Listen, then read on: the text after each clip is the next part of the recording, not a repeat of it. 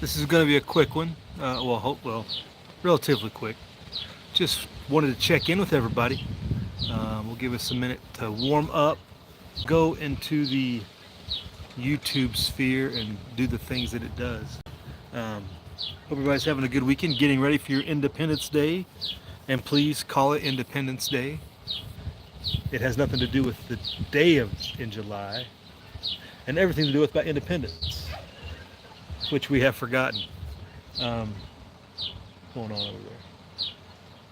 But taking just a quick break before our evening chore cycle starts. Go take care of some things before dark, and we'll be done around here.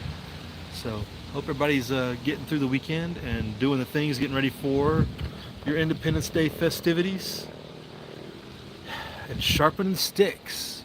Sharpen those sticks. um, but yeah, things look pretty bleak when you look at what happened Thursday. Was it Thursday or Wednesday? Yeah, Thursday, right?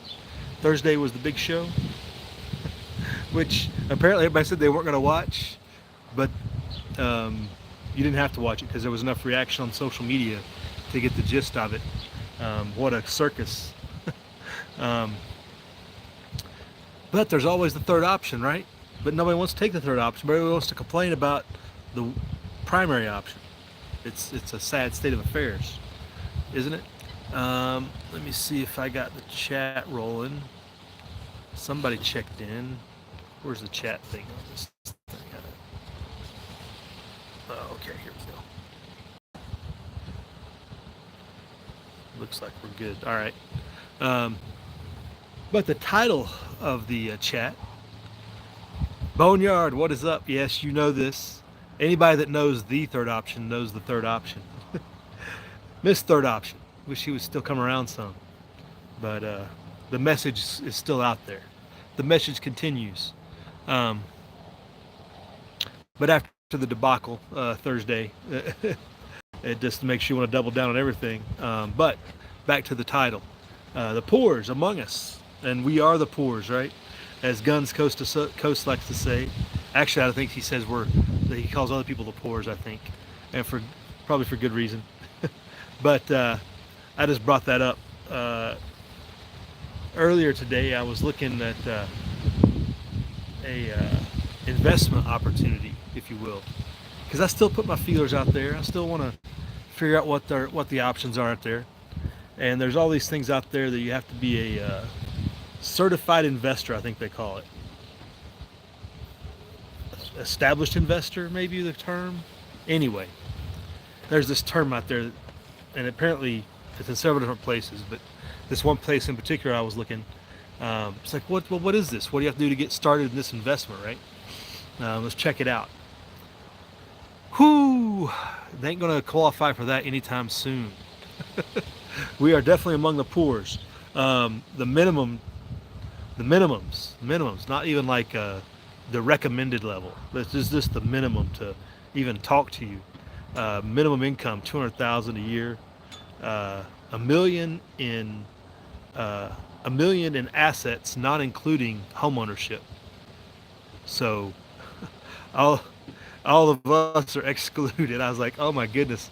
And I started doing the math, and I was like, even if I didn't like get totally undercut on my second house, and eat it in the shorts there, if I would have just broke even on that, and I've added up like all these different opportunities where investments went bad, and at this point in my life, I'm like, I wouldn't even qualify for it then. A little less the income side. That's a whole different ballgame. That's another whole debacle. Um, and like we've said for a while, if you don't make 250K, you're in the lower class nowadays, which is scary because most of us live way below that and think we're doing pretty good. We think we're doing uh, pretty pretty all right. We're I don't feel poor. We're not eating poor man's food. It doesn't seem like. Um, but man, the people that have the real dough sure do uh, think we have the think we're the poors. Uh, the careful thing is they don't want us. They better hope we don't act like it, because when uh, things get a little spicy, that's when the revolution takes place. Uh, when they continue to say let you eat cake, right? Um, things are hard in Canada, Stan, says Boneyard, right? Who we got here? John Lynn, welcome. Got all kinds of new faces popping in here. How we doing? I would expect nothing else from Alabama. um, we are doing all right. We were just taking a break here and just lamenting our state in the world, um, and the lack of a unified front to do anything about it being our biggest problem. If you haven't, just going back to the debacle on Thursday, like why are we not having serious discussions on changing course in this country, right? Hey, what's up, Red October? Tejas in the house. Well, I don't know if we are. I mean, what define lost? Like, we kind of know where we need to go, right? Right, Red? It's not like we don't know where we need to go. Um, we might not have a good avenue to get there. Might be our problem, Red. It's more of a, we don't really have a super highway. We got a couple trails. Might have a mule, donkey, horse option, or hoofing it, But it's like, which one do we do, and what do we do with the third option? Because the other two options are out the door, it seems like. Hey, what's up, Ungrateful? How you doing, Wayne? So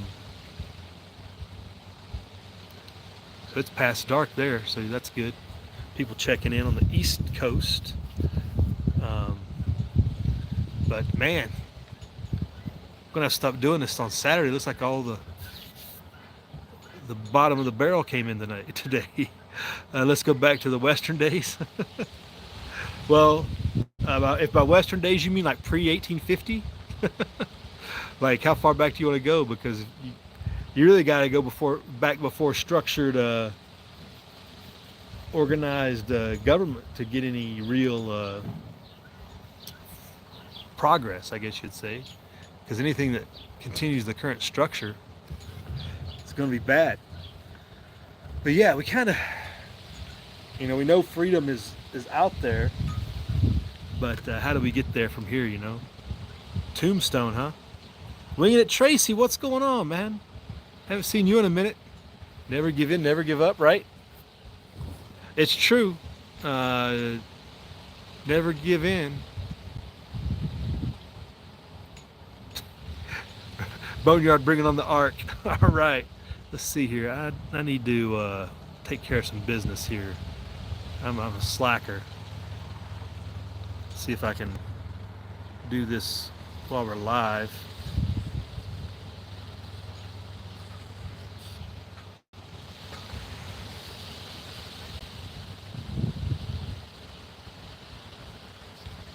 All right, let's try to get some business taken care of. Kind of a weird time of day, I guess, or something. Do you mean Tombstone as in the Tombstone, or do you mean Tombstone, Arizona? I thought you were meaning Arizona, but I think you might mean the tombstone at the end. That your life goes in that little hyphen between two dates, and that hyphen is supposed to be your entire life. Like, man, we gotta have a better way to recognize what our life represented, because that hyphen there's a lot that goes on during that time. But being poor means a lot more than it used to mean. As much as we we shouldn't. I don't know.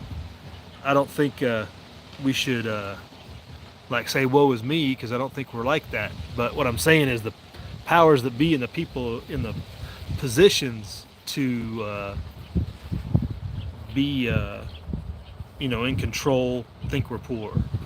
Treat us as such and want to keep us that way. It's not like and a lot of the systems in place are meant to maintain that, and there's very little opportunity to get ahead. even if you do think about all the, you know, may not made the best choices in many situations, but um, you have to get really fortunate to get anywhere like above that 200,000 level, like they mentioned in that advertisement, or that just that notice of what the thoughts on the debate read. Yeah, it was a goat rope, right? I just watched the reactions on social media. There was no need to watch it. It was pretty straightforward and just kind of like what you would expect, I guess. Um, Sad state of affairs, right? Um, and it's like anybody worth their salt should be able to put Trump in a box, but everybody like Trump only looked good because Biden was on the other side. Like that's basically the a lot of the reaction that I saw, and just the sad state of affairs. Um, the uh, the reactions from the political types of that, you know, we're going to have to get another person in there. Like everybody's been calling that. Most of you guys have been calling that. Like Biden's not going to be the guy come November. Like there's no way they're going to put somebody else in there. It's going to be Big Mike or Newsom or somebody. Like they can't let this go forward, right? You would think not, but yet here we are still talking about him. Uh, well, it's early. July's tomorrow, right? July's Monday. Um, Wait, what day is today? Daggone. Yeah, July's Monday. Um, 3.5 months away, basically. You know, like, and everybody's convinced that Biden's not the guy. Like, what? The Democratic convention should be such a goat rope that the thing is, out of chaos, you know who takes advantage of chaos? Um, that's the real concern. Is that the next person up is going to be 10 times worse because they're going to have an agenda, they're going to have an agenda push, and they're going to have the people behind them to do it. And that's going to be the scary part. That's the power behind the throne is what you really we got to watch out for. And we were talking about it years ago, how like Pelosi and all those old time, the corporatist Democrats that are in bed with corporations, just making money off things and pushing social agendas to get their power in place. Like they're getting replaced by the true believers, the true like hardline communists. We talked about this in 2020 a lot. Like they're the up and comers that are really the true believers that are willing to pay the price a little bit and not make quite as much money. They still want to be well off, but the hardliners are going to start dropping people. you know, the October surprise. You're going to think they'll wait till October? They won't do it at the convention. Interesting strategy, because the convention's in September, right? Or is it in late July or in August? Somewhere in there, August or September. I think it has to be in August because usually the debate window is like September, October, right? And that was another thing that's really unusual about Thursday, right? Like, never happened. You don't debate before the conventions, and people are nominated, which is another thing about the way the GOP let Trump just roll in there and get the nomination without even fighting anybody. Like, weak. Just shows weak hands on all sides. With Biden rebooting like Terminator. Yeah. It's a very interesting situation they got people in, and people are going to be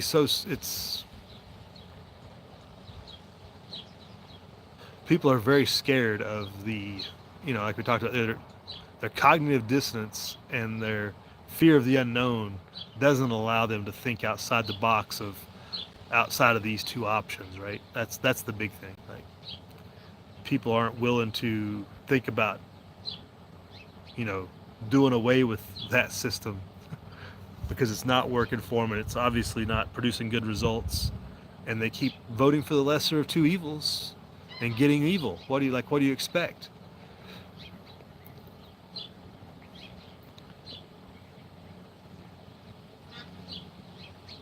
Red says they can replace Biden whenever they want. It'll be the first in history. Yeah, it'll definitely be a first, right? Um, you figure, you know, something of natural causes comes up. Um, it's easy to replace it on 25th Amendment.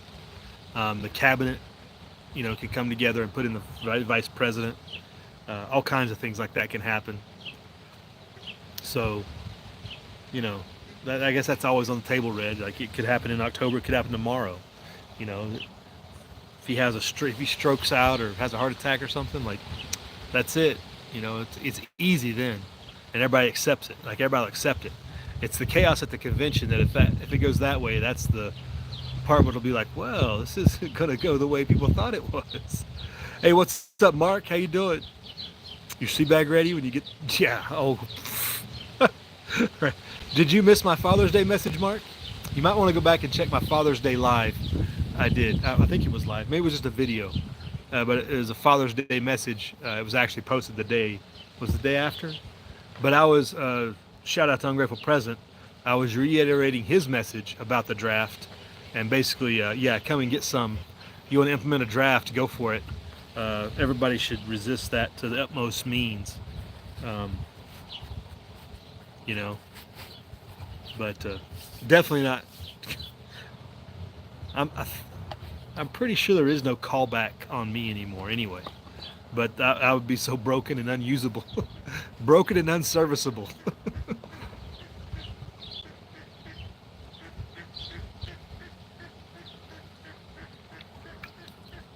And we do think that Boneyard. It's like, how could this thing get strung out for so much longer? And then I see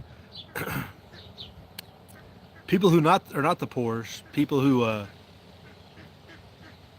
at that level, um, who think things are just fine.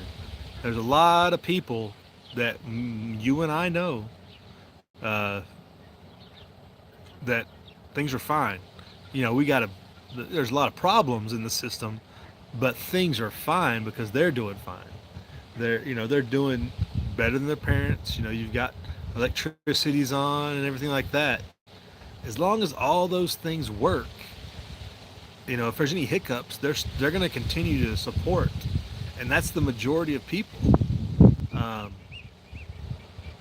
it's going to take those people not being comfortable for it to really go down. I think for it to really have implications, and you know, like what's going on in Bolivia, what happened in Venezuela, like the other, where things like get push come to shove, right, where the populace has had it, and there's enough of their representation in the powers that be, to cause that pushback. Um, it's just not happening just based upon people like us who see a writing on the wall. Um, there's just not enough groundswell because there's too many people that are comfortable. And there's that just vision, just the idea, and enough of an illusion of upper mobility that people are willing to go along with it, because nobody likes the third option. To go back to the point, nobody likes the idea of the third option. Um, we are generationally scarred from 1860. Like, it's a national trauma. It's PTSD on a national level, to avoid that at all costs. So it's going to take a lot to get through that, you know? Yeah, right, Wayne, the most dangerous. We understand how it works. That's true. I mean, we've been on the list for a long time. I mean, we saw the MIAC back in '05. Like, this assessment on their level, on the level, was done years ago. Um, so they definitely, you see the messaging still comes out almost weekly about what they call it, DVEs, and whatnot. But Yeah, we are the enemies of everyone according to them. The most the most violent group in America that hasn't done pretty much anything. Period. Nothing since the '80s. I mean, they built up Oklahoma City and everything else, and that's about all they got to hang their hat on as their example of what to look out for. And it's like just waiting, biding time, I guess. Red says we've been waiting so long, we're not sure when or where. We're not getting any younger, and that's the truth. Red, I say that all the time. Like people are like, it's happening. I'm like, we ain't getting no younger. Like 10 years ago was when I was hoping I was at my best, pretty much. But I don't. We've said this a long time. We don't want to leave it for the next generation. We don't want to leave the problem for them, and more people need to realize that. Like, why do you want to hand this problem off? And Gen X is, that's our time frame, right? Gen X, like Gen X has a lot of responsibility to not hand this off, and because we haven't really done anything about it as a, as a corporate group, right? As that generation, as a generational group, was done very little to fight back against or change any of this, right? Other than stock ammo to the rafters and stuff like that. Other than to be ready, I think Gen X is in pretty good shape on that. I think we're one of the more in tune.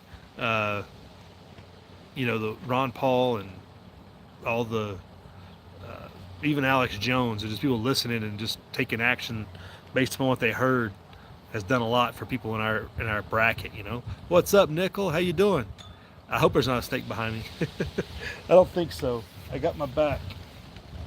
The goose, the guard goose over here got my back, so we're good. Hope you're doing good, Nickel. Watching basketball tonight. Nickel's a basketball watching fool. But hey, that's Indiana. What do you expect? What's up, Dad? Hey, your garden looking pretty sharp. I just got out of mine. The tomato worms have made an appearance, so that's going to have to double down on my efforts in the garden. 2028. Oh my goodness, Tracy. We're not supposed to make it to November. Why would I think about 2028? I'm not even sure what to think about 2028, because they're going to have everybody. You know how all this immediacy keeps building, like next week, next month, in 2 months. There's all these events that people keep talking about. We got obviously the war issue and the draft issue. And there's always this immediacy and the ramping up and the amping up of um, what's the word for it? Just getting everybody all amped up about everything that goes on, and just um, wanting people to be worried about everything right around the corner, right around the corner, right around the corner. It's hard to look long term, It's hard to look at 2028. Like, man, we were at a draft, a nuclear war, just like any day. It's like long term planning or long term outlook is like, can't even do it, But we need to, when I look back at, where we started here 10 years ago, or it's been 12 years now here on the YouTube, like, we've come a long way on just like what I've done and individually, as far as planning and the preparation stuff. Definitely, I think in a better spot. But when you talk about, we're not getting any younger, like also older and more broken, like not doing 100 burpees a day. Man, I missed the burpee challenge. Um, Definitely would like to get back in some form of physical fitness like that, because it's definitely going to be needed. But just doing the things as best you can. Now I see myself transitioning, like, and I think about a 10-year plan. Like, I'm transitioning to the guy who brings the food to the guys on the front line. Like, ain't going to be no front line guy, or even like Wayne said, the insurgent guy. Like, ain't going to be doing none of that. Yes, Dad, it's still daylight, man. You just got back from fireworks, right on. Man, is it late enough for fireworks? 2-3 hours? I guess if it's 10, yeah. Huh? I mean, it doesn't get dark here till, I mean, it doesn't get dark till like 9:10, 9:15, you know? Boneyard, Gen X is not playing, we're strong like bull. Well, I think we in our own minds, we are to a certain extent. We're way too much,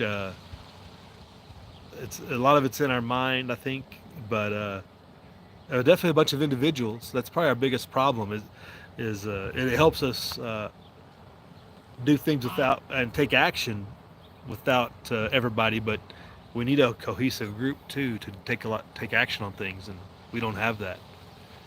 You got your Ron Paul shirt on, says Nickel. Right on. Barry says, what year's Gen X?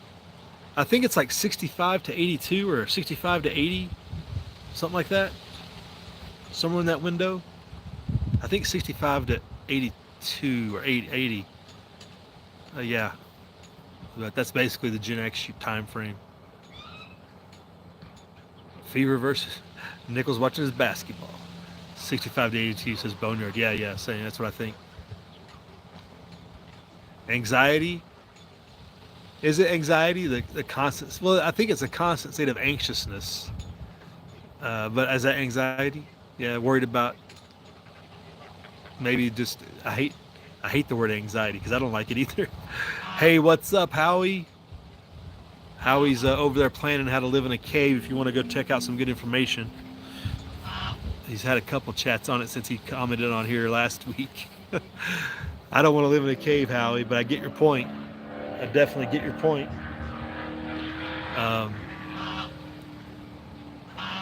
You read his breaking news from YouTubers saying this is it, right?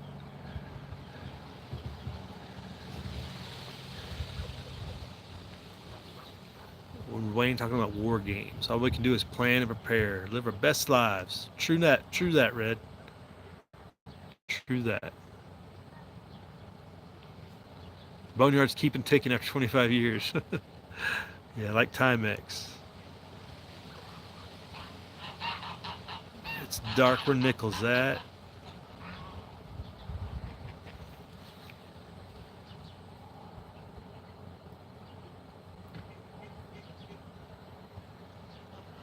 Right, Red. You got to be realistic about what you can do or what you should be doing.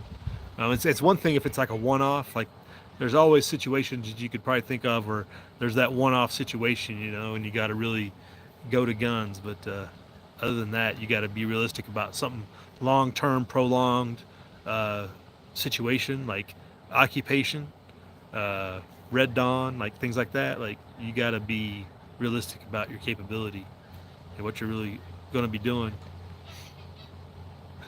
Howie's nice and safe underground. Hey, what's up, Liberty Garden? Yeah, right, Tracy. Your best days are a little past, a little back there, right? Yeah, agreed. Me too. But yeah, I just want to check everybody in with everybody, see how everybody's weekend was doing.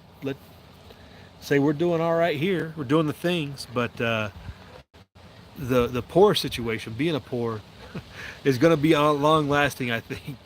When I read that, I don't know, everybody checked in later. I was reading a investment basically opportunity, and the minimum to get into that as a certified investor or whatever they called it was established investor. They called it something like that. Was a 200,000 income minimum and $1 million in assets, not including home ownership. So I was like, yeah, that's not ever happening. So we're in the poor group. That's where the poor line is by the investment class. The people who leverage money and leverage assets to make more money, I guess you say. We're definitely outside that branch. So take it for what it is. Do the thing. Hey, what's up, Mule? I'm just shutting it down, Mule. You if you want to rewind, talk a little about the third option. I'm sure you'll enjoy that talk. But a good 30 minutes. Enjoy everybody checking in here. I'm sure you can check out Mule at the church tomorrow. But yeah, the third option is it's where we're at, and nobody wants to really admit it. So We will talk to y'all later. Enjoy your weekend. If I don't see you on the YouTube, hopefully I will see you here on the YouTube though. Have a great Independence Day. Call it Independence Day because that's what really matters. It's not the 4th of July. It's independence. Prep hard, live free.